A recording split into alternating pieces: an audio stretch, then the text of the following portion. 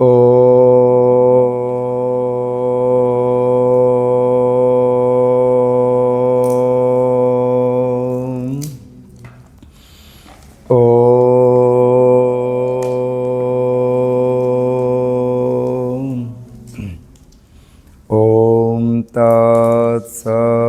શ્રી નારાયણ તું પુરુષોત્તમ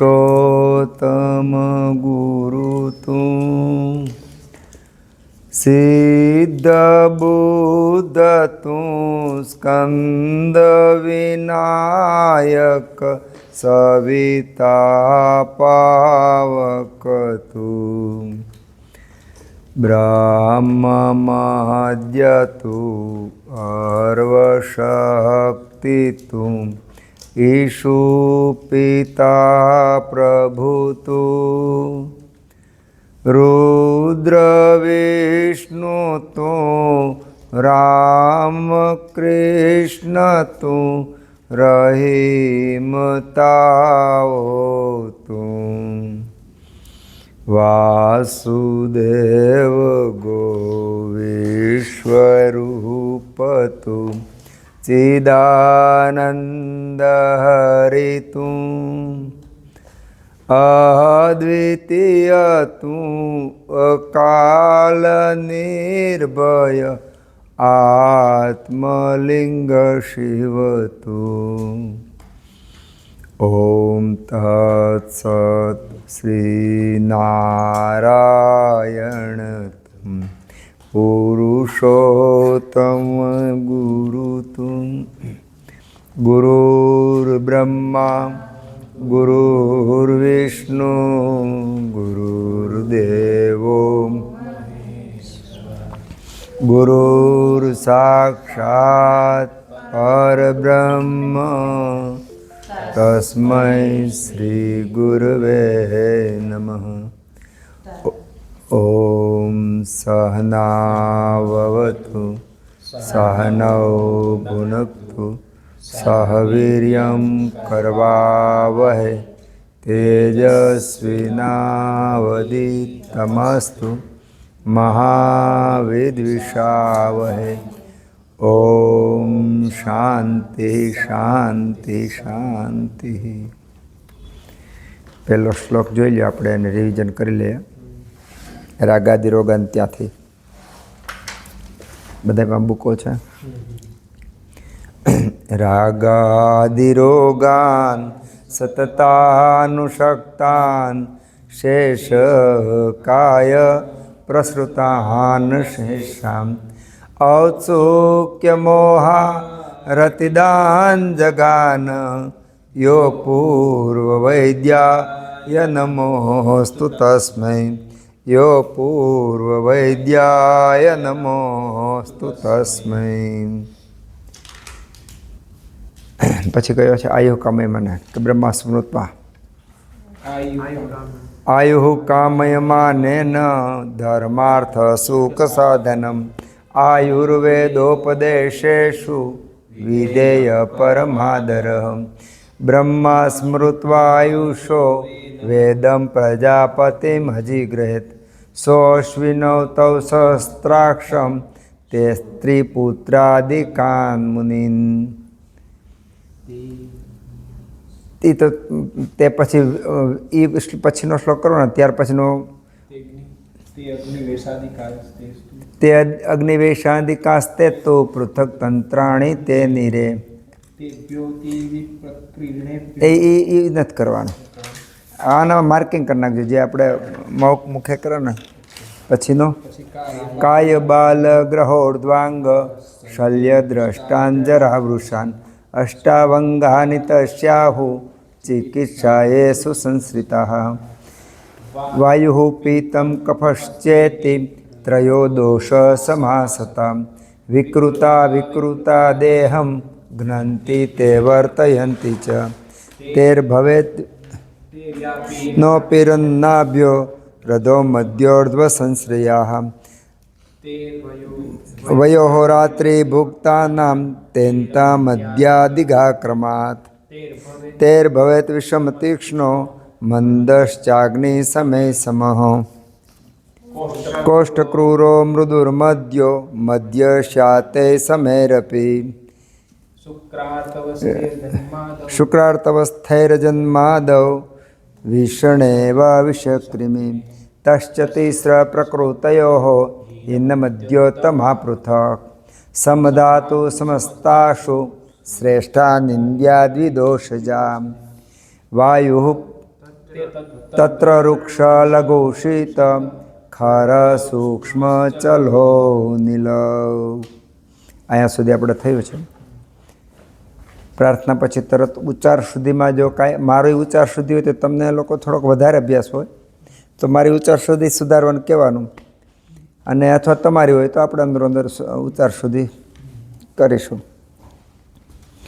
ગયા વખતે વાયુના ગુણો અને વાયુના ગુણમાં વૃક્ષ ગુણ ઉપર આપણે વાત કરીએ. પહેલાં તો કોઈ પણ ગુણ ખરાબ નથી, કોઈ પણ ગુણ ખરાબ નથી. બધા ગુણો એકબીજાના ઉપર આધાર રાખે છે કે આરોગ્ય આપે કે અનારોગ્ય આપે. એટલે આપણી પ્રકૃતિ અને આપણા જે ગુણો શરીરમાં રહેલા છે એમાં એને આધારિત તો આપણા માટે હિતકારી છે કે અહિતકારી છે એવું નક્કી થાય. વૃક્ષ ગુણ એટલામાં વૃક્ષતા આવે તો સીધું ચિકિત્સામાં લઈ શકાય કે જ્યાં જ્યાં વૃક્ષતાની જરૂર છે ત્યાં આનું સેવન કરવું. દાખલા તરીકે સ્થૂળ બોડી છે, વજન ઘટાડવો છે, ચરબી ઓગાળવી છે, તો વૃક્ષ ગુણ જ્યાં જ્યાં વૃક્ષ ગુણ વધે છે એ બધું ચરબી ઓગાળે, એ બધું વજન ઘટાડે. ખાંસી થઈ ગઈ, શરદી થઈ ગઈ, કફને કારણે થઈ ગઈ, તો વૃક્ષતાની જે આપણે વાત આવી એનું સેવન આહાર વિહાર ઔષધિ કરવામાં આવે તો ખાંસી શરદી મટે. તો જેવી રીતે એકડો ઘૂંટવામાં બાળકને મજા આવતી નથી એમ પણ એકડાની અંદર આખું સાયન્સ સમાયેલું છે. એમ આ ગુણો અને એનું વિવરણ સમજવામાં ઘણીવાર થોડુંક પેલું થાય, પણ પૂરેપૂરું વિજ્ઞાન સાયન્સ ખાલી આયુર્વેદનું જ નહીં, પૂરા બ્રહ્માંડનું સાયન્સ આની અંદર સમાયેલું છે. એટલે આને જેટલું સમજી શકાય એટલું બાકીના બધા વિષયો સમજવામાં બહુ સહેલા થશે. તત્ર વૃક્ષ એટલે વૃક્ષને ચિકિત્સા વૃક્ષ છે એ વૃક્ષ ગુણ વધી જાય તો વાયુ વધે ને વાયુ વધતા એટલા રોગો થઈ ભવિષ્યમાં આવશે. પણ જેમાં વૃક્ષતા ઉત્પન્ન કરવાની છે તો ત્યાં તો ચિકિત્સા થઈ ગઈ. તો અત્યારે આપણે શીખવા કે વૃક્ષ કોને કહેવાય અને વૃક્ષ ગુણ શેનાથી વધે છે, તો બહુ મોટું લિસ્ટ. આપણે 1.5 કલાક સુધી વૃક્ષ ઉપર વાતો કરી તો એનો અર્થ એવો કે જ્યાં વૃક્ષ ગુણ ઉપાય તરીકે આપણે યોજવાનો છે તો આપણી પાસે બહુ જાજુ બધું મટીરિયલ તૈયાર થઈ ગયું. તો સમજણની સાથે સાથે ચિકિત્સાને પણ સમજી શકાય તો આને કંટાળો નહીં આવે, પ્રેક્ટિકલમાં આપણે અમલમાં મૂકી શકીએ. દાખલા તરીકે ઉધરસ કે ખાંસી થઈ, હવે આ ખાંસી થઈને એમાં કફ વધી ગયો, તો કફ વધે તો કફ ઘટાડવા માટે શું કરવાનું? ઘણા બધા ઉપાયો હોય, પણ આપણે વૃક્ષ ગુણ પર જોઈએ તો વૃક્ષ ગુણ જેટલું આપે એ બધું કરો તો ઉધરસ મટે. એમાં રાત્રિ ઉજાગરો કરો, રાત્રિ ઉજાગરો કરો કફ મટે, બરાબર.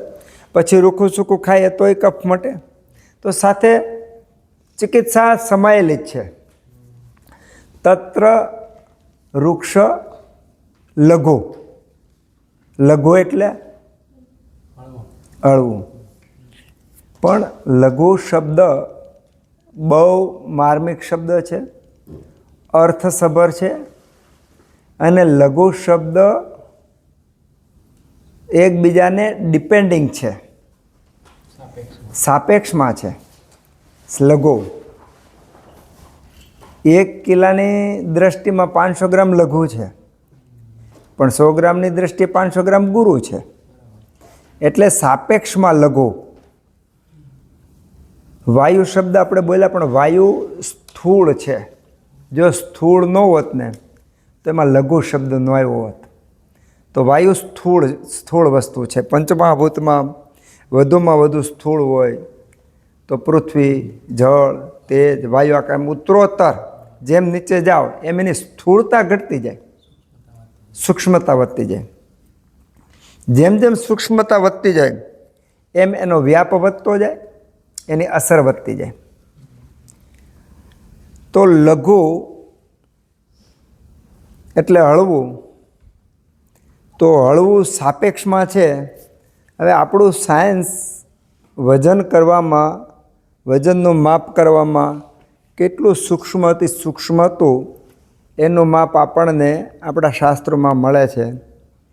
કે એમાં ત્યાં સુધીનું માપ આપ્યું છે કે પેલા દેશી નળિયા હતા. દેશી નળિયા હતા ને એમાંથી ચાંદેડું પડે. આજે ચાંદેડું પડે ને એમાં રજકણ ઉડતા હોય. આજે રજકણ ઉડતા હોય ને એનું માપ આપ્યું છે. એ માપથી ગણતરી ચાલુ કરી છે. એમાં ત્રસરેણું ને એ ઉમેરતા ઉમેરતા ઉમેરતા ઉમેરતા આમાં આગળ આવ્યા છે. તો એ વખતે તો આવા વજન કાંટા આપણી પાસે હતા નહીં. તો એનો સીધો સાદો અર્થ એવો હતો કે હતા નહીં, હતું પણ એનું રૂપ અલગ ટાઈપનું હોય. તો સૂક્ષ્મ અણુ પરમાણુની વાત તો એ વખતે પણ કરેલી છે. તો એનો સીધો સાદો અર્થ એવો થાય કે લઘુ, લઘુ, એક કરતાં લઘુ, એક કરતાં લઘુ શબ્દ એટલે કે વાયુ લઘુમાં લઘુ, લઘુમાં લઘુ સુધી જઈ શકે. એટલે વાયુ દુનિયામાં કોઈ પણ લઘુ હોય તેનાથી નહીં લઘુ, એનાથી લઘુ, એનાથી લઘુ, એનાથી લઘુ, એનાથી લઘુ જઈ શકે, થઈ શકે એ વાયુ. વાયુના આ ગુણ છે. તો લઘુતા શેમાં શેમાં પ્રાપ્ત થાય, ક્યાં ક્યાં મળે, કોને લઘુ કહેવાય? એક તો લંબાઈમાં લાંબો ટૂંકો હોય તો આપણે લઘુ શબ્દ વાપરીએ છીએ.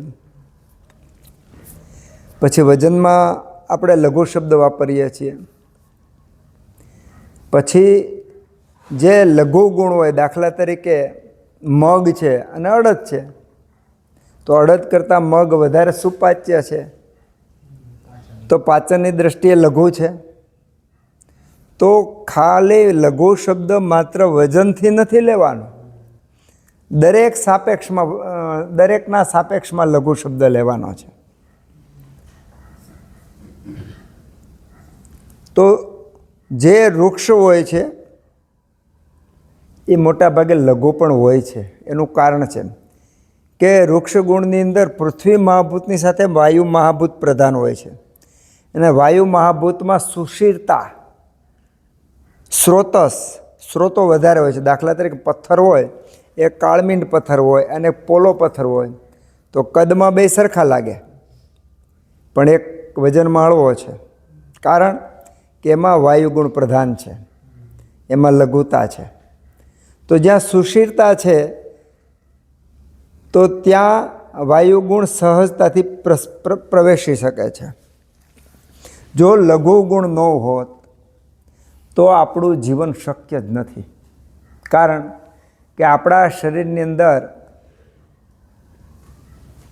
મહાસ્રોતસ આવ્યા, કોષ્ઠ છે, અવયવો છે, તંત્રો છે, શ્વસન તંત્ર, અન્વસન તંત્ર, આ બધા તંત્રો છે, સિસ્ટમો છે.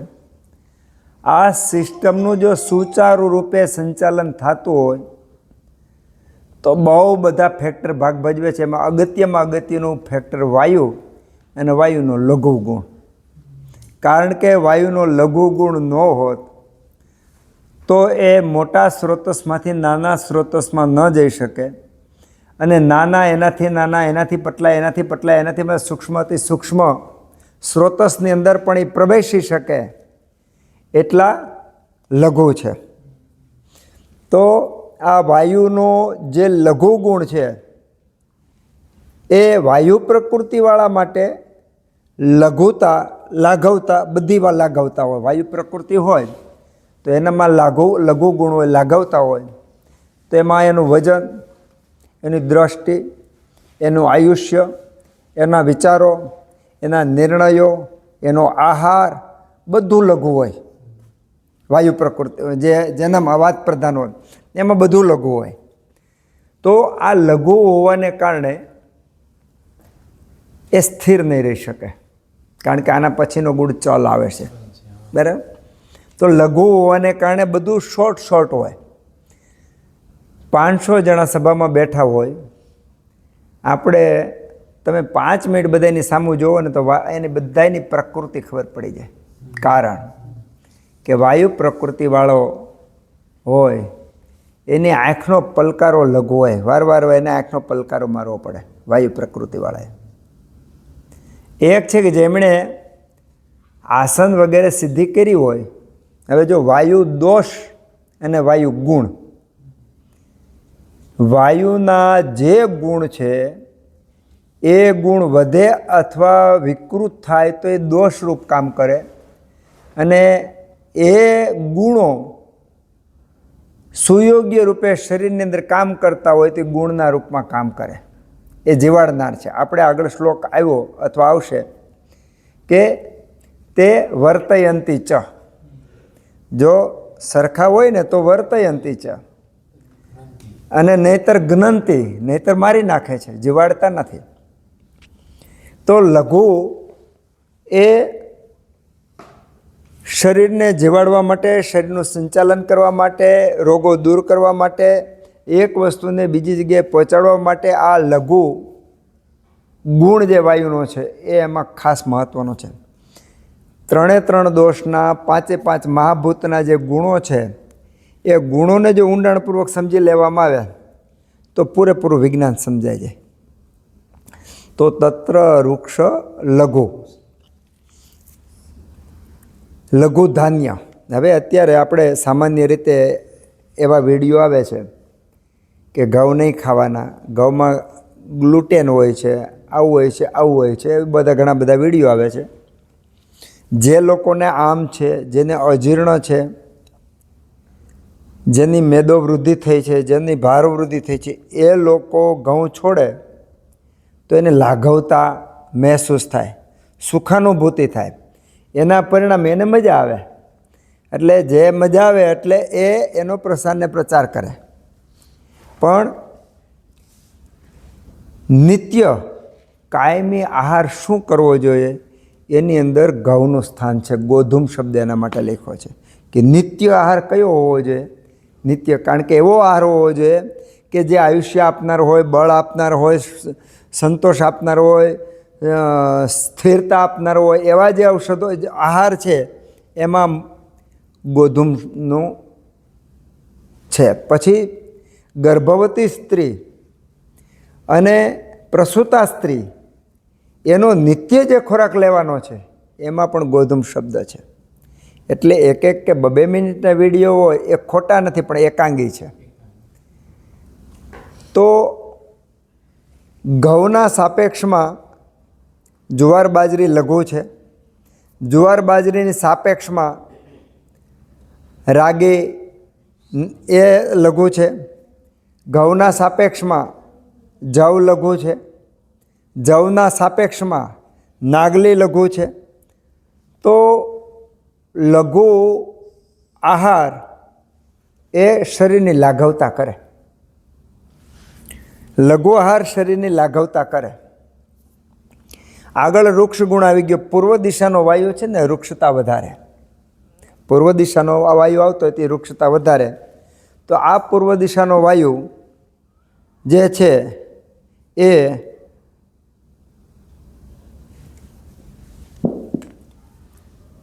વૃક્ષતા લાવે તો સાથે લાઘવતા પણ આવે. સામાન્ય રીતે આપણે વાયુપિત્ત કફની અંદર જે ગુણો જોઈશું તો એક ગુણથી બીજા ગુણનું કનેક્શન મોટા ભાગે હોય છે, પણ આપણે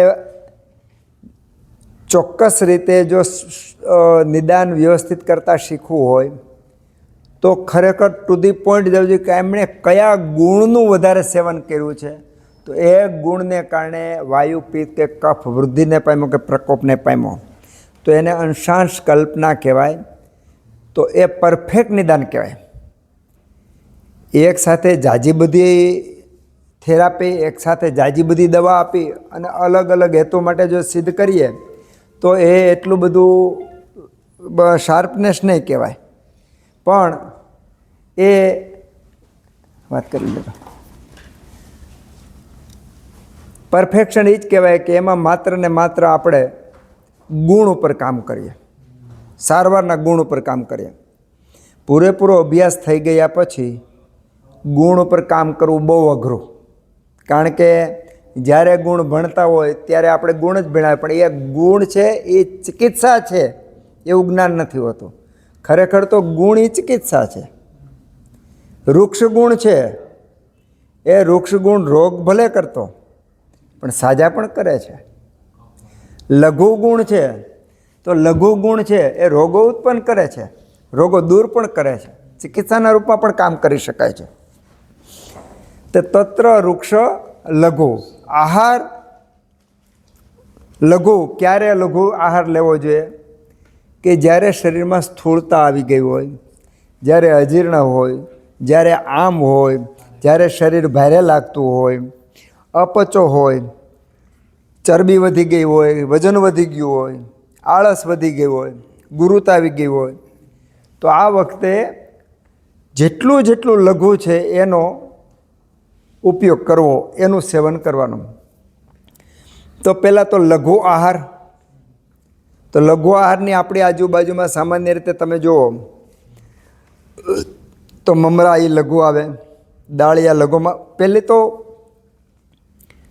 જે આપણે રસોઈ કરવાની રીત છે ને એ પણ એક બહુ મોટું અદ્ભુત વિજ્ઞાન છે. એમાં ઉત્તરોત્તર તમે તળો, બાફો, શેકો, શેકવામાં તમે તાવડી પર શેકો, સીધો અગ્નિ પર શેકો, તો એમાં લઘુતા આવતી જાય છે. તો ઘઉં છે તો ઘઉં જેને ગુરુ ભારે પડતા હોય તો એમણે ઘઉંને શેકી નાખવાના અને પછી લોટ કરવાનો. એટલે જે ઘઉં પચવામાં ભારે પડતા તે ઘઉં લઘુ થઈ ગયા. તમે ડાંગ આવા બાજુ જાઓ ને તો ડાંગ આવા બાજુ એ લોકો ભુજ્યા એટલે કે નાગલી આયરે ભુજ્યા ને ચટણી ખાય. ભુજ્યા એટલે શું? કે અડદ પચવામાં ભારે છે, શક્તિવાળા છે પણ પચવામાં ભારે છે. એ લોકો અડદને શેકી નાખે, શેકીને પછી એનો લોટ કરે, એને ભુજ્યા કહે. હવે એ નિત્ય કાયમી ભુજ્યા ખાય. કાયમી એટલે કાયમી. નાગલી હોય પછી એની ખાંડેલી ચટણી હોય, ચટણીમાં લસણ હોય, આદુ હોય, મરચું હોય, દેશી મીઠું હોય, આ મુખ્ય હોય. બરાબર? એ દીપન, પાચન, રુચિકર, હૃદય બધા એની અંદર આવી ગયા. સામે ભુજ્યા, એ ભુજ્યા એવા છે કે જે નિત્ય શક્તિ આપનાર છે, બળ ને વીર્ય વધારનાર છે, પણ ભારે નથી, સ્રોતોરોધ કરનાર નથી, વિષ્ટંભી નથી. સીધું અડદ ખાવ ને તો બધા કઠોળમાં પચવામાં વધુ ભારે અડદ. પણ આ લોકોએ શું ઉપાય કર્યો? શેકી નાખ્યું, લઘુ કરી નાખ્યા. તો એક ડાંગની સ્ત્રીઓને HB 2 ગ્રામ હોય તો નોર્મલ ડિલિવરી થાય છે. મેં એની 2 HB 1.5 2 HB વાળી બહેનો હોય એની હાલતી આવે અને આપણે તો બ્લડની બ્લાન્ટ અને વ્યવસ્થાનો વિચાર કરી ત્યાં તો ડિલિવરી થઈ ગઈ હોય. ડિલિવરી થઈને પછી સહેજે ઉઠીને પછી બેડ ઉપર જતી રહે. આટલું ઇઝી. તો એનું કારણ શું? આપણા જે ક્રાઇટેરિયા છે HB, TC, DC, નાન તેન વિડાલના જે કાંઈ આપણા ક્રાઇટેરિયા છે, આ લોકો પાસે એ તમારી લેબોરેટરીનું એટલું બધું પરિણામ ઉપજતું નથી. કારણ કે એ 2 ને 3 HB થીપણા ખોદી કામ કરતા હોય છે. તો એનું કારણ એ છે એનો આહાર ને વિહાર એવો છે કે જે લઘુતાની સાથે સતત શક્તિ જાળવી રાખે. દરેક ભાજી ઓછામાં ઓછી 150 થી 200 પ્રકારની ભાજી, ઓછામાં ઓછા 200 પ્રકારની ભાજી આ લોકો ખાય છે. રેકડીમાંથી નથી લેવા જતા અને આજુબાજુમાંથી વીણીને ખાય છે. ખોરાક લઘુ ખાય પણ પૌષ્ટિક, કાયમી અડદ ખાય. કોઈ ઘર એના આદિવાસી સિવાય કોઈ ઘર એવું નહીં જે કાયમી અડદ ખાતા હોય. કાયમી અડદની ચટણી, ભુજિયાની સાથે ચટણી કરીને ખાય છે. તો નિત્ય એનું શુક્ર ધાતુ, માંસ ધાતુ, અસ્થિ ધાતુ વધે એવા એના ખોરાક છે. સામે એ વૃક્ષ એટલે કે જંગલ પ્રદેશમાં છે, એ બધો વૃક્ષ વિસ્તાર કહેવાય. વરસાદ બહુ પડે પણ અત્યારે તમે જુઓ એટલે પાનખરની અંદર તમને 2 કિલોમીટરમાં કોઈ ઝાડું લીલું નહીં મળે. તો ત્યાં વૃક્ષતા વધારે છે. તો વૃક્ષતાને કારણે ત્યાંની વનસ્પતિઓ પણ લઘુ હોય. વનસ્પતિ ત્યાંની મગફળી જો બીજા પ્રાંતની મગફળી ખાવ તો બેમાં પાચનમાં અને અસરમાં ફેર પડે. ત્યાંના મગ છે, અડદ છે, મકાઈ છે, પાક બધા ખાવ તો એ પચવામાં વધારે હળવા હોય. ત્યાં નાગલી થાય જ છે પણ એ નાગલી બીજે નાગલી થાય તો આ તો નાગલી લઘુ ધાન્ય છે ને એમાંય પાછા આ વિસ્તારમાં છે એટલે વધારે લઘુતા છે. તેના કારણે પચવામાં હળવું હોય. પછી એના ખોરાક પાછા એવા છે. ભેડકા આ વિસ્તારમાં પણ ભેડકું ખાય છે, ત્યાં પણ ખાય, પણ ભેડકું એક લઘુ ધાન્ય છે. જે લોકો બીમાર પડ્યા હોય ને એને આ લોકો ખવડાવે. એમાં ભાતને બાફી નાખે અને છાશની અંદર ઉકાળી નાખે, પછી એમાં અજમાને એવું નાખી અને પછી એને પીવે. ડાંગની અંદર જોયું કે ઘણા બધા આ ભેડકું હાંજે પલાળેલું હોય, એમાં થોડું ઘણું છાશમાં પલાળેલું હોય ને તો આથોબાથો આવી ગયું એવું હોય અને સવારે પીતા હોય.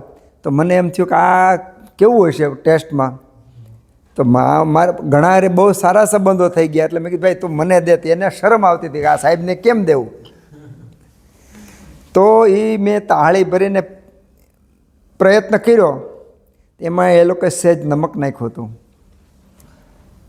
પણ જેવી રીતે તમે ખટ મીઠી છાશ પીવો અને છાશ હાલી જાય અને જેમ તમને સંવેદના આવતી જાય એમ ભેડકું, એ લોકોનું બનાવેલું ભેડકું એ શરીરમાં હાલ્યું જાય ને આપણને ખબર પડતું જાય. તો એ લાઘવતા છે, સ્ત્રોતો સુધી લઘુ ગુણને કારણે પ્રવેશી શકે છે એટલે એને આપણે અનુભવી શકીએ. શરીરની અંદર જાય. આપણે ખાલી આપણે જ રાજી થાય એવું નથી, આપણા અવયવો પણ રાજી થતા હોય. અવયવો રાજી થાય કે ન થતી તમારે જોવું હોય તો શાકોમાં લઘુ કહી શકાય તો કારેલું લઘુ કહેવાય. તમારે 4 કારેલા કાચે કાચા ખાઈ જવાના બી કાઢીને. જોજો અવયવો રાજી થાય, અવયવો આશીર્વાદ દે તમારે જોવું હોય તો 4 કારેલા કાચા ખાઈ જવાના. થોડુંક ખાધું ન હોય એટલે થોડું મોઢું એવું થશે પણ પછી જે આંતરડા અંદર જે પેટ છે, હોજરી છે, આંતરડા છે એ રાજી થશે, એ સેટિસ્ફેક્શન થશે, એની અંદર જે શાંતિ આવશે એ અનુભવવા જેવું છે. આ પ્રયોગ કરજો તો અવયવો પણ રાજી થાય છે. તમે ખટમીઠી છાશ ખાતા હોય તો જીભથી લઈ અને છેક સુધી તમને આનંદ આવે છે, એની સાથે અવયવોને પણ આનંદ આવે છે. તો અહીંયા જે તરત જ પ્રસરી જવાનો જે ગુણ છે, પહોંચાડવાનો ગુણ છે, એ ગુણ લઘુ ગુણને કારણે છે. તો લઘુ આહાર એ દોષરૂપ નથી, પણ જો જ્યાં જરૂર ન હોય ત્યાં લઘુ વાપરો તો એ દોષરૂપ છે, નહીંતર ગુણરૂપ છે, ચિકિત્સારૂપ છે. ખરેખર તો વાત કરીએ એમ આદિવાસી લોકોનું તમે લેબોરેટરી, સિટી સ્કેન, MRI બધું કરો ને તો વિજ્ઞાનની દૃષ્ટિએ જીવવાને લાયક જ નથી. ઓછામાં ઓછી 15-20 ગોળી કાયમી ખાવી પડે એ ક્રાઇટેરિયા પ્રમાણે છે. પણ છતાં એ લોકો મોજથી જીવે છે, આનંદથી જીવે છે. કારણ કે એ સંસ્કૃતિ, એના જનીન્સ, એની ટેવ, એનું સ્થાન, વૃક્ષ જે પવન આવે છે એનો ખોરાક, એનું સૂવું, બેસવું, ઉઠવું, આ બધું એવું રિધમમાં છે કે એમાં સેટ થઈ ગયું. આને 7મ્યો શબ્દ વાપરવામાં આવે છે. 7મ્યો શબ્દ વાપરવામાં આવે છે કે 7મે થઈ ગયું. ભરવાડ હોય ને, ભરવાડ, એને હેઠું હોવાનું હોય, એમ હોવાનું બહુ મજા આવે, પણ ગાદી તકિયા પર હોય ને તેનું મજા ન આવે. સૂવું પડે બરાબર, એને મજા ન આવે. એ ગમે એવો ગારો હોય ને બધું હોય તો પોતા પાસે ધાબળી હોય, ધાબળી પાથરીની ધૂળમાં બેસે, આપણે એમ નહીં બેસે કે. તો આ એના એક ટેવ પડી ગઈ છે એ લોકોની. એમ આપણી જે ટેવ છે એ આપણને સાત્મ્ય થઈ ગઈ છે. આદિવાસીની ટેવ એને સાત્મ્ય થઈ ગઈ છે. આપણા ગુજરાતના ડાંગના આદિવાસી, પંચમહાલના, આસામના, દરેકના આદિવાસીની રીત પરંપરા જીવનશૈલી અલગ અલગ છે. અને એટલા માટે ચરકે બહુ સરસ વાત કરી છે કે આયુર્વેદ ગરીબ એટલે કે આદિવાસી પાસે, વૃદ્ધ માણસો પાસે, સુયાણી પાસે, ગામના વૈદ પાસે, ઘરના બુજુર્ગ વ્યક્તિ પાસે બેસી અને ગાયના ગોવાળો જે ગાય ચરાવતા હોય એ ગોવાળો પાસે બેસીને આયુર્વેદ શીખવું. આયુર્વેદ ક્લાસરૂમમાં પ્રોજેક્ટર ઉપર શીખવાનો વિષય જ નથી પહેલાં તો. કારણ કે જીવનતા સાથે જીવનને પ્રત્યક્ષ રીતે દક્ષ તીર્થાત શાસ્ત્રાર્થો દ્રષ્ટ કર્મ શુચિર ભિષક, ભિષક એટલે વૈદના ગુણો, તેણે અનેક જગ્યાએથી અલગ અલગ જગ્યાએથી જ્ઞાન મેળવેલું હોવું જોઈએ. તો લઘુ આહાર, લઘુ વિહાર, એવી જ રીતનું જે વાયુ પ્રકૃતિ છે એના વિચારો. માની લો કે તમે કોઈ ચિંતન કરો છો તો કન્ટિન્યુ એક શૃંખલાવત તમે ચિંતન કરી શકશો. જ્યારે વાયુ પ્રકૃતિ હોય તો વાયુમાં લઘુતા ગુણ હોય તો એ શૃંખલાવત નહીં, એ ત્રુટક હશે ને એક પછી તરત બીજો વિચાર આવી જાય. તેના લઘુ ગુણને કારણે છે. લાઘવ કરમ, લઘુ ગુણનું સેવન કરવાથી શરીર લાઘવ થાય છે. કોઈને ચરબી ઉતારવી હોય તો બહુ મોટા મોટા પોસ્ટર માર્યા છે તો હાવ બહુ સહેલું છે. લઘુ શબ્દ જે લખો 20-25 ઔષધિઓ જોઈ લો, એવા 20-25 ખોરાક જોઈ લો અને ખાલી એક કરી નાખો કે ભાઈ ચરબી ઉતારવા માટેનું છે ને ગેરંટીથી ચરબી ઉતરશે, એવો ખોરાક આપો, એવો ઔષધ આપો, એવો વિહાર આપો. ક્યાં અઘરું છે? ખરેખર તો બીમાર પડવું અઘરું છે, સાજા રહેવું અઘરું નથી. બીમાર પડવા માટે બહુ બધું નિયમોનો ભંગ કરવો પડે. સાજા રહેવા માટે તો પ્રકૃતિના આધીન થઈ જાવ એટલે બહુ ઇઝીલી છે. લાઘવ કરમ, આપણે વાત આવી હતી કે વાયુ જે છે ને એ લાઘવ કરમ છે. તો વાયુનો લઘુ ગુણ તત્ર વૃક્ષ લઘુ, આ ગુણો શરીરમાં હલકાપણ ઉત્પન્ન કરે છે, સુશીરતા ઉત્પન્ન કરે છે. અને જ્યાં લાઘવતા ઉત્પન્ન થાય ત્યાં સેજે સેજે આકાશ મહાભૂતની વૃદ્ધિ થાય. કારણ કે પૃથ્વીથી આકાશ સુધી લઘુ છે તો વાયુને પણ લઘુ, પોતા વાયુના જે ગુણ છે એમાંય લઘુના નીચે જેમ જતા જાઓ એમ વાયુની સામે આકાશ વધતો જાય. તો આ લઘુ ગુણ. તો વાયુના ગુણમાં તત્ર વૃક્ષ લઘુ, શીત, શીત એટલે ઠંડુ, શીત એટલે ઠંડુ. પણ હું એક બીજો પ્રશ્ન પૂછું એટલે તમને ખબર પડશે કે ભાઈ શું છે. અહીંયા બરફની પાઇટ છે 50 ફૂટ લાંબી ને 50 ફૂટ પહોળી, ત્યાંથી પવન આવે તો પવન કેવો હોય? ઠંડો હોય. એટલી જ 50 બરફની જગ્યાએ આગ હોય અને ત્યાંથી પસાર થતો હોય તો વાયુ કેવો હોય? ઉષ્ણ હોય. તો એનો સીધો પ્રશ્ન એ થાય કે વાયુ તો જેની ભેગો પસાર થાય એવો ઉષ્ણને શીત ગ્રહણતા કરે છે, તો વાયુનો શીત ગુણ ક્યાં રહ્યો? વાયુ પરમ યોગવાહી છે. પણ યોગવાહી તો છે પણ એનો પ્રાકૃત પોતાનો નેચરલ સ્વભાવ શીત છે. નેચરલ સ્વભાવ શીત છે એ કેમ ખબર પડે? તો મહતત્વમાંથી તમે નીચે આવેલા હો, પંચમહાભૂત,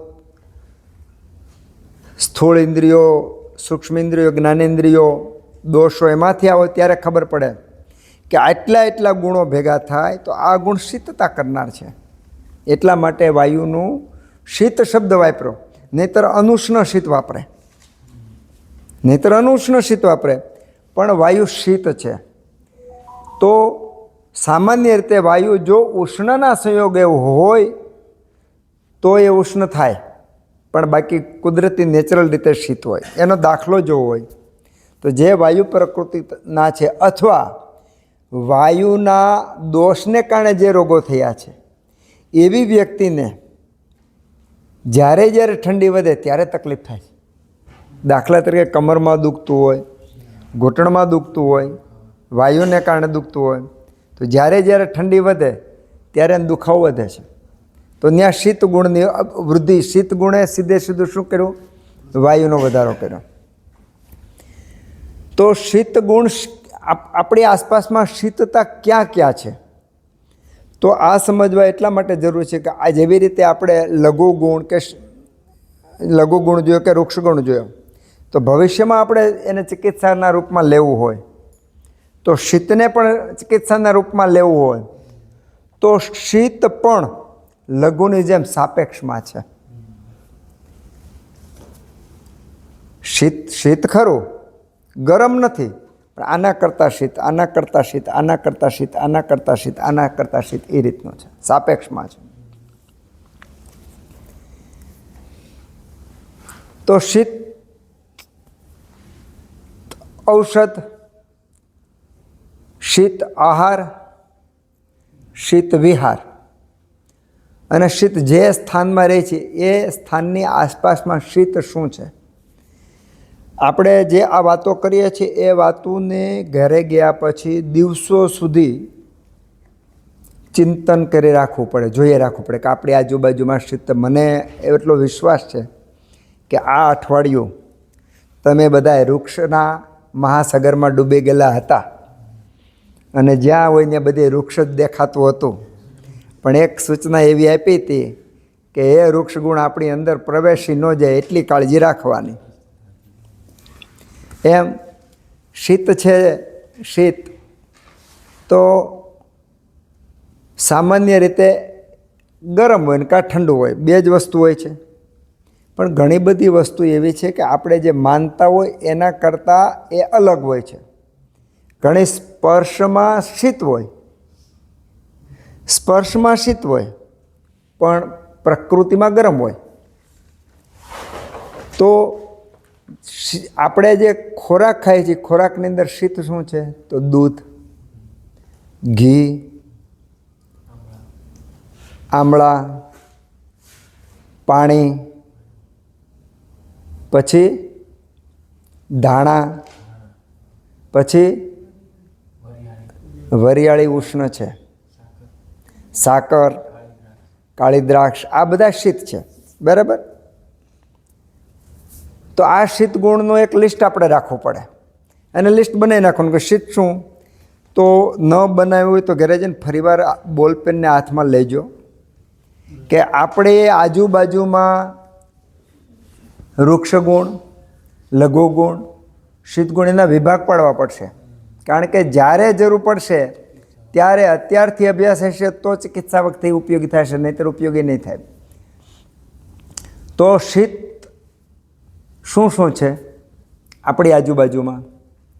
હવે આ બાજુ અંદર ઘરમાં જઈએ તો ઘરની અંદર પ્રવેશ કરીએ તો આપણા ઘરમાં 4-5 ઓરડા હોય, એમાં પણ ઉષ્ણ અને શીત હોય. પછી પથારી, જે સુખ આપનારી હોય એ શીત ગણાય.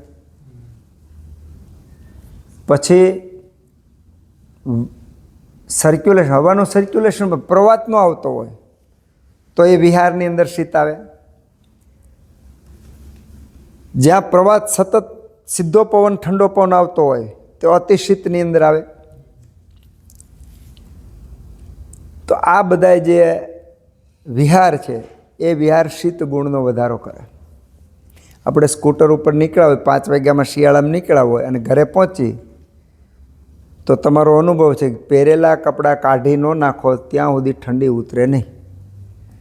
જ્યારે પણ આવી રીતે સ્કૂટરમાં બહાર નીકળ્યા હોય, જર્સીને બધું પહેરીને નીકળ્યા હોય ને ઘરે પહોંચે ને ઠંડી બહુ લાગે, એ ઠંડી લાગે ને તો એની ઉપર આપણે શું બુદ્ધિ લગાડી બીજા ઉપર ગોદડું ઓઢી લઈ તોય ઠંડી નથી જાતી. એનું કારણ શું છે કે જે પહેરેલા કપડાં છે એ એટલા બધા ઠંડા થઈ ગયા છે કે તમારી ઠંડી ઉડવા જ ન દેતી.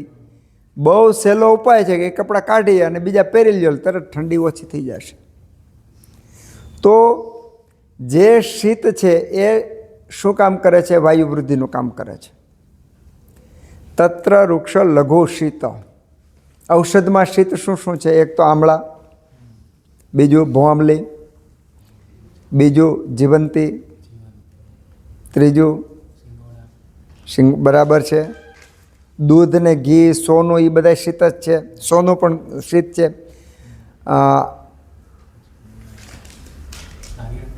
હે, નાળિયેર શીત છે, શેરડી શીત છે, દ્રાક્ષ શીત છે, સાકર શીત છે, ચંદન શીત છે, સુગંધીવાળો શીત છે, ગુલાબ શીત છે. તો આ બધા શીત જે આપણી આજુબાજુમાં ઘણા બધા શીત છે.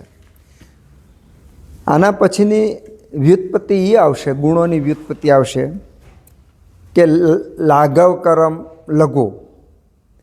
જે શીત જે છે ને એ શીત સામાન્ય રીતે શીતનો સુયોગ્ય ઉપયોગ કરવાથી સંતોષ આપનાર છે, સેટિસ્ફેક્શન કરનાર છે. પછી શીતનો બીજો ગુણ છે, દાખલા તરીકે આપણને ક્યાંય મૂઢમાર લાગ્યો હોય, અંદર હેમરેજ થયું એવું લાગે, મૂઢમાર જેવું લાગ્યું હોય, તો આપણે શું કરીએ છીએ? બરફ ઘસીએ છીએ.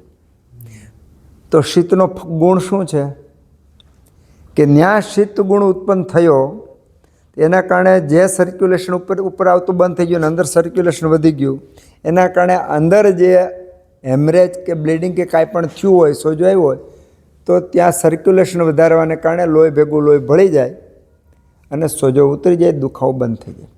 એટલા માટે ત્યાં શીત ઉપચાર કરવામાં આવે છે. તો શીત ગુણ છે એ વાયુવાળા જે દર્દીઓ છે એના માટે રોગ ઉત્પન્ન કરનારો છે, અને એ જ શીત ગુણ પિત્તવાળા માટે શું કરનાર છે? સારવાર રૂપ છે, એને નિરોગી આપનાર છે.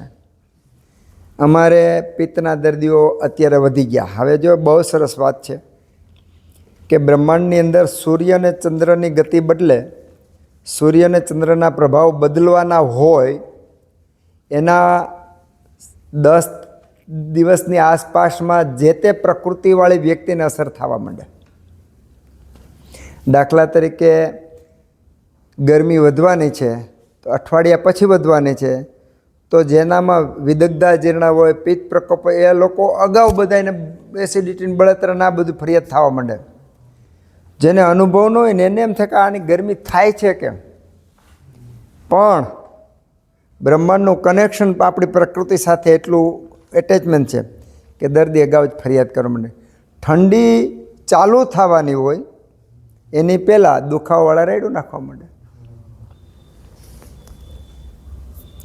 તો શીત ગુણ છે એ વાયુ પ્રકૃતિવાળા માટે રોગરૂપ થાય, એ જ પિત્તવાળા માટે ઉપચારરૂપ થાય, પિત્તવાળાને નિરોગીતા આપે છે.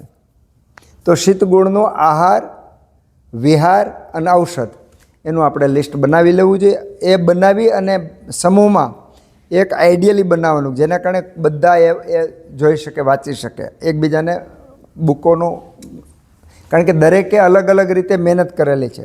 તો બધાએ જે મહેનત કરી છે એને સારું એક બુક તૈયાર થાય. અને આ બુક આપણને તો કામ આવશે, પણ આપણા પછી બીજા કોઈને અભ્યાસ કરવો હોય તો જોવે તો તરત જ ખબર પડશે. આપણે 1-1 કલાક 2-2 કલાક બધા પાસે કંઈ વાતો એક ગુણ ઉપર કરી શકવાના નથી, પણ આ જ વાતો પછીના વિદ્યાર્થીઓને ઉપયોગી થાય. તો તત્ર વૃક્ષ લઘુ શીત. શીતમાં કાંઈ આવે છે? યાદ આવે છે? બીજું જેટલી વાતો કરવી ઓછી છે, પણ આપણે વૃક્ષને બરાબર જોઈ લીધું એટલે ખબર પડે કે એટલા એંગલથી આ બધા ગુણો ઉપર દ્રષ્ટિ કરી શકાય. ખર એટલે બરાબર છે. ખર એટલે ખરબચડો. જે ખરનો વિરોધી લીસો, બરાબર છે.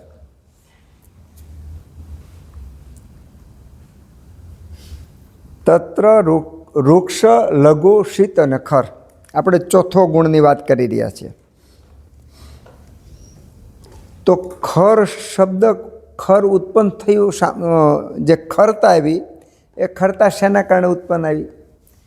તો આપણે જોઈશું ને, તો વૃક્ષતા, લઘુતા એ ગુણોનો સંયોગ ભેગો થાય એટલે ખરતા ઉત્પન્ન થાય.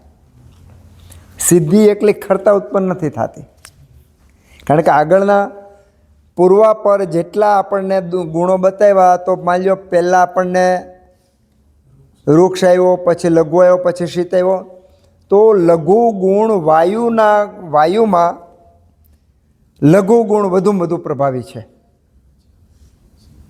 ઉત્તરોત્તર જે ગુણ વધુમાં વધુ અસર કરતા છે એને પહેલો મૂકો, પછી બીજો, સેકન્ડ, એ સ્ટેપ બાય સ્ટેપ છે. સંસ્કૃતની મોટામાં મોટી મજા એ છે કે જે ક્રમ આપ્યો છે ને એ સહેતુક આપ્યો, હેતુ વગરનો કોઈ ક્રમ ન હોય. તો ખર ગુણની વૃદ્ધિ થવાના કારણોમાં આપણને આગળના ગુણો, વાયુના જે ગુણો છે એમાં ભળશે, તો એમાં ખરતા ઉત્પન્ન થાય. અને આ ખરતા ઉત્પન્ન થાય તો પેલા ગુણોના કારણે વાયુ વૃદ્ધિ થાય.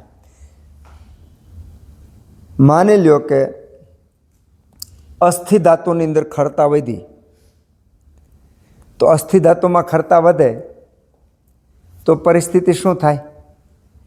અસ્થિ ધાતુ નબળી પડે, એની જે સ્થિતિસ્થાપકતા છે, બાઇન્ડિંગ છે, એ નબળું પડવાનું.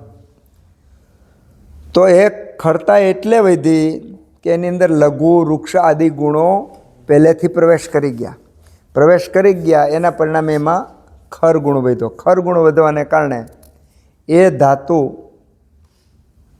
જે ચીકનાપન હતું, એ ધાતુમાં જે મજબૂતતા હતી, જે કઠિનતા હતી, એ ઓછી થવા માંડી. તો વૃક્ષ લઘુ, શીત, ખર. ખર આપણી આજુબાજુમાં શું છે? ખર શબ્દ એક તો અવાજ, ખરતા, એ તો તમને આમ ખ્યાલ આવશે કે અમુકનો અવાજ બહુ મીઠો હોય, આપણને બોલે તો ગમે. અમુકનો અવાજ છે એવો હોય કે બોલે નહીં ગમે. એ વ્યક્તિ બોલતો હોય તેને પોતાને ન ગમે, એને પોતાએ પ્રયત્ન કરીને બોલવું પડે. સાંભળનારને પણ ન મજા આવે. વિચાર તો કરો, ગુણની આટલી બધી પ્રભુતા છે. બોલનારને પોતાને પણ પ્રયત્ન કરીને બોલવું પડે. સાંભળનારને પણ અરુચિ ઉત્પન્ન થાય, ઘણીવાર તો દ્વેષ ઉત્પન્ન થાય. તો આ વાયુ, પિત્ત, કફની અંદર જે રહેલા ગુણો છે, ગુણોની અસર કેવડી મોટી છે, એ એક સામાન્ય દાખલો છે. તો બોલવામાં, શબ્દમાં પણ ખરતા આવે. હવે આપણે તો હમણાં વાત કરી હતી ખર એટલે ખરબચડું, તો અહીંયા તો કાંઈક આ ફેરવી શકાયું ને, છતાંય ખર ગુણ આવ્યો. તો ખર એટલે ખરબચડોનો અર્થ એવો થયો કે લેવલ, જે સરફેસ એક હરખી હોવી જોઈએ નથી.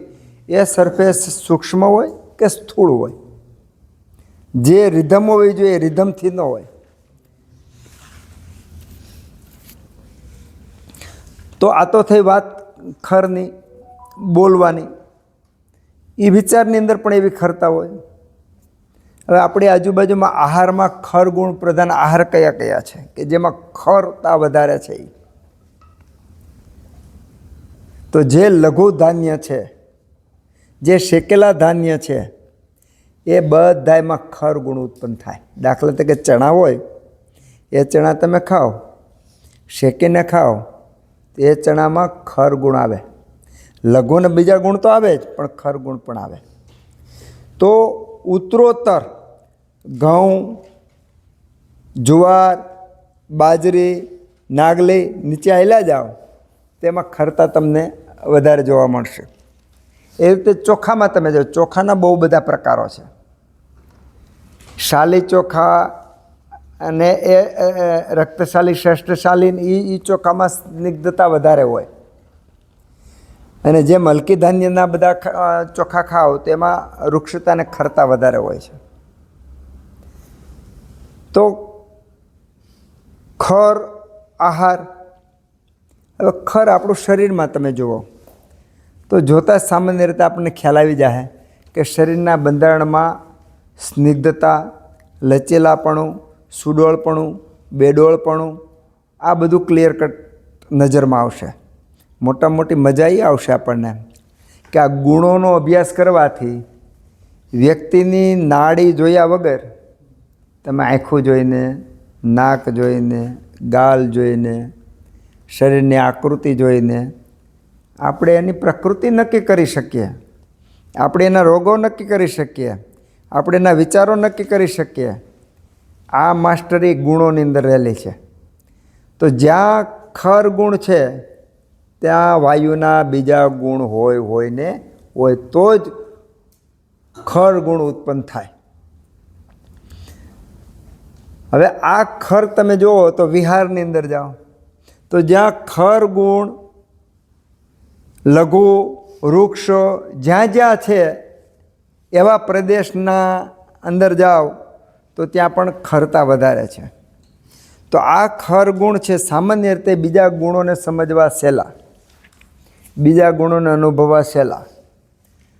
ખર ગુણને અનુભવો અને ખર ગુણ રોગ કરે, ખર ગુણ ચિકિત્સા કરે એ સમજવું બહુ મહત્ત્વનું છે. વૃક્ષ ગુણ છે એ તમે સમજી ગયા કે ભાઈ એ તો રોગ કરે, વૃક્ષ ગુણ નિરોગી પણ કરે. શીત છે એ શીત તમને રોગ કરે અને નિરોગી પણ કરે. પણ ખરમાં સમજાતું નથી. પણ ખરનેમાં સમજવા માટે ખરમાં પોતાનો એકલો ગુણ જોવા નહીં મળે. એમાં વાયુ મહાભૂત અને આકાશ મહાભૂત પ્રધાન છે.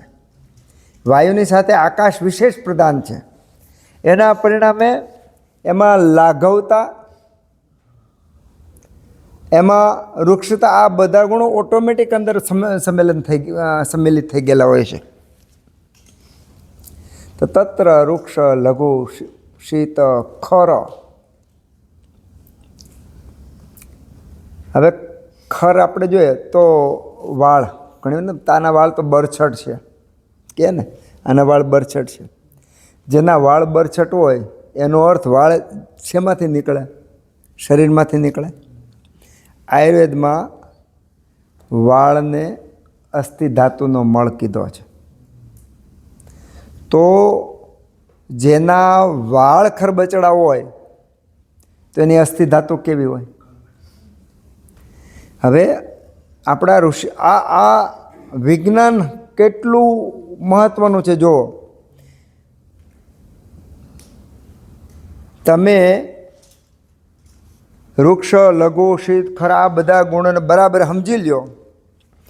ચામડી જુઓ, આંખું જુઓ, કાન જુઓ, આભા જુઓ, વાળ જુઓ, નખ જુઓ, આંખના ડોળા જુઓ, એના ઉપરથી તમે કહી શકો કે ભાઈ આને ઓસ્ટિયોપોરોસિસ છે. સમજાય છે? એના માટે લેબોરેટરીની, એક્સરેની, સોનોગ્રાફીની, સીટી સ્કેનની અમારે એની જરૂર પડતી નથી. છતાં એમાં કદાચ ભૂલ પડે. ઘણીવાર ટીબી કે પછી 6 મહિના પછી ટીબી નહોતું, કેન્સર હતું. ટીબીની દવા આપી દીધા પછી ડૉક્ટર કે ભાઈ આમાં ટીબી છે જ નહીં, આ કેન્સર હતું. આવા બહુ બધા દાખલા છે. આયુર્વેદના ગુણ પ્રમાણે જો નિદાન કરવામાં આવે તો નિદાન ક્યારે ફગવાનું જ નથી, કારણ કે સિદ્ધાંતના આધારે પડેલો છે. હવે જેના વાળ વૃક્ષ ઉત્પન્ન થતા હોય તેનો અસ્થિ તો વૃક્ષ જ હોય. જેનો અસ્થિ વૃક્ષ હોય તેમાં મજ્જા તો વૃક્ષતા હોય જ છે. હવે મજ્જામાં સ્નિગ્ધતા હોય તો જ શરીરનો તાકાત ટકે.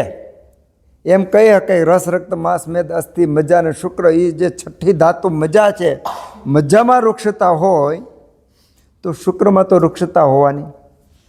એ શુક્ર સંતાન પેદા ન કરી શકે, કદાચ પેદા કરે તો એ છોકરો એ જે સંતાન પેદા થાય ને એ વાયુ પ્રધાન બાળક થાય. હવે આ વિજ્ઞાન બીજે ક્યાં તમને જોવા મળવાનું છે? ખાલી એનો વાળ જોઈને તમે કહી દો ભાઈ આનો છોકરો આવું હશે, લ્યો, માણસોને આશ્ચર્ય થાય ને. વાળ જોઈને કહી દો ભાઈ આનો છોકરો આવું હશે. એટલું જ નહીં, વાળ જોઈને તમે કહ્યું કાકા કેટલી વાર ઘરમાં ઝઘડા કરે છે, આ ઘરમાં શું ખાય છે, આને શું વધારે ભાવે છે, તો ઘરના માણસોને આશ્ચર્ય થાય કે ન થાય? જેવી રીતે જાદુગર 3 કલાક સુધી શો કરે આપણને આશ્ચર્ય થાય, પણ એણે પ્રેક્ટિસ કરી લીધી એના માટે સહેલું છે. એમ આપણે જો આ ગુણને બરાબર શીખી લઈએ ને તો જાદુ કરતાં બહુ મોટું કામ થાય. આપણે સુરતમાં એક દાદા કે નખ જોઈને ચિકિત્સા કરે છે, બરાબર, આંખ જોઈને કરે છે, એવું તમે જોવો છો. ખરેખર તો કાંઈ અઘરું જ નથી. એક માર્ગે આગળ તમે વાયુના એટલા ગુણો, પિત્તના એટલા ગુણો, કફના એટલા ગુણો, એ ગુણોનો અભ્યાસ કરો. હું તો કહું છું આખું વર્ષ કાંઈ ન કરાય. આ 3 દોષના ગુણો એનું ચિંતન ને મનન કરાય ને રખડી જ્યાં જોવો ને એના ગુણ ક્યાં ક્યાં પથરાયેલા છે અને એ ગુણ શું કામ કરે છે, કોને હાજા કરે છે, કોને બીમાર કરે છે, કોનો વિકાસ કરે છે, કોનો વિનાશ કરે છે, એ ગુણ ઉપર જો આપણે PhD કરી લઈએ, 1 વર્ષ ગુણ ઉપર ચિંતન કરી લઈએ તો બાકીના પછી બધા મુદ્દા સમજવા અઘરા નથી, બહુ સહેલા છે. ગુરુ શિષ્ય પરંપરા હતી ત્યારે એવું જ હતું ને કે જ્યારે તમે ભણવા જતા ગુરુજી બધું જ્ઞાન આપે પછી દેશની આ પ્રદક્ષિણા તે આપણી પરંપરા જ હતી કે એને ઓછામાં ઓછું 1 વર્ષ તો એને ભારત ભ્રમણ કરવાનું, એનો હેતુ જ હતો. તો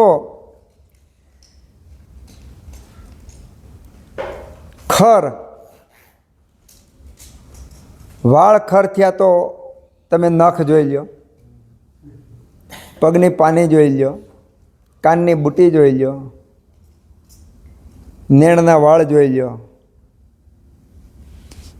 આંખનો ડોળો જોઈ લો, આ ગાલ અને એ બધા એને ચામડી જોઈ લો, એની આભા જોઈ લો. આટલું દર્શન કરતાં આવડી ગયું તો જેવી રીતે એક્સરેમાં આરપાર દેખાય એના કરતાં 100 ગણો એક્સરેમાં તો ધાતુ જ દેખાય, એના સિવાય ન પકડાય. અને આ ગુણનો અભ્યાસ થઈ જાય તો આરપાર શું દેખાય? શરીર દેખાય, અવયવો દેખાય, હાજા દેખાય, માંદા દેખાય, એની અંદર ફરતું સર્ક્યુલેશન દેખાય, એની અંદર ફરતી ઉર્જા દેખાય. એમાં ચિંતા, ક્રોધ, ભય, સુખ, આનંદ, તૃપ્તિ કેટલું છે એ બધું દેખાય. તો આવડા મોટા આ બધા મશીનો ઊભા કરવાની ઋષિમુનિઓને શા માટે જરૂર પડી નહોતી? કે એની પાસે માસ્ટર કી હતી. આ માસ્ટર કી હતી. ખાલી એટલી કલ્પના કરો કે સૂર્યનું પૃથ્વીનું અંતર, સૂર્ય અને પૃથ્વી વચ્ચેનું અંતર આપણા ઋષિમુનિઓ ગોતીને બેસી ગયા છે.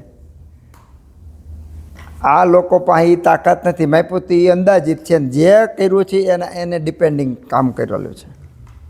તો એનું કારણ છે આ સિદ્ધાંત. તત્ર વૃક્ષ લઘુ શીત ખર. આ ખર શરીરમાં, આ ખર ઔષધમાં ક્યાં ક્યાં ખર ગુણ છે, આહારમાં ક્યાં ખર ગુણ છે, વ્યવહારમાં ક્યાં ખર ગુણ છે.